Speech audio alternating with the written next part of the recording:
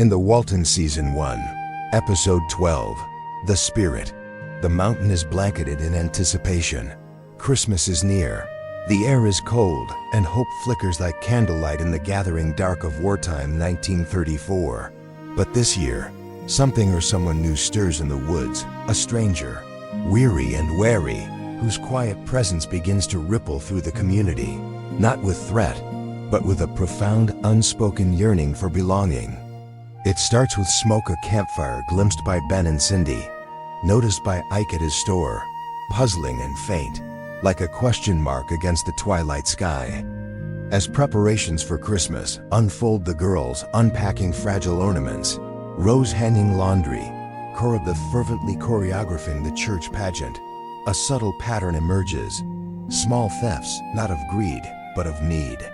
A sack of potatoes abandoned, a flannel shirt gone missing, a blanket snagged from the clothesline, pretzels quietly pocketed at the Dewdrop Inn. Each act is hesitant, almost apologetic, less a crime than a plea whispered in the language of survival.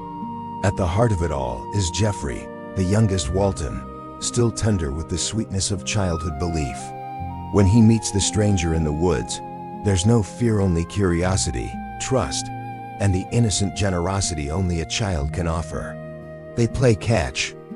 They talk about Santa Claus not with cynicism, but with reverence, as the man Paul shares the legend of St. Nicholas, the quiet saint who gave in secret.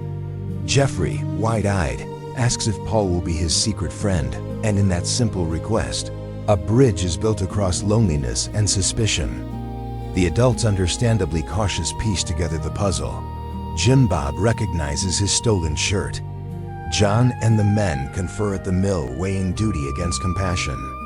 Even Corabeth, in her own way, mirrors the community's tension, clinging to control, yet ultimately yielding to shared wisdom. But it's John Walton Sr. who sees beyond the surface. When Paul finally steps out of the shadows on Christmas Eve, not to take, but to give, leaving a small evergreen tree for Jeffrey, the moment crystallizes everything the Walton stands for. Inside the warm glow of the Walton home, Paul is not interrogated, he is welcomed. He speaks gently of his truth. An American-born man of German descent, escaped from a POW camp, exhausted not just by miles, but by the weight of being unseen, mistrusted, displaced in his own country. And in that honesty, he finds grace. John doesn't offer judgment, he offers shelter, supper, dignity.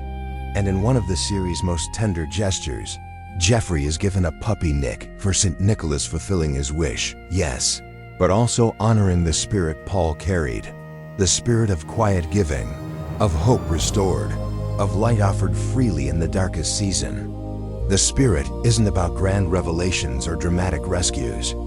It's about the sacred ordinary, the way a shared meal, a child's trust, a father's quiet courage, and a stranger's fragile hope can converge to remind us that the true meaning of Christmas isn't in perfection or plenty, but in presence. In opening the door, in seeing the human behind the hardship, in choosing, again and again, kindness over fear. As the camera lingers on Paul, finally at peace beside the fire, listening to the family sing Silent Night, we understand.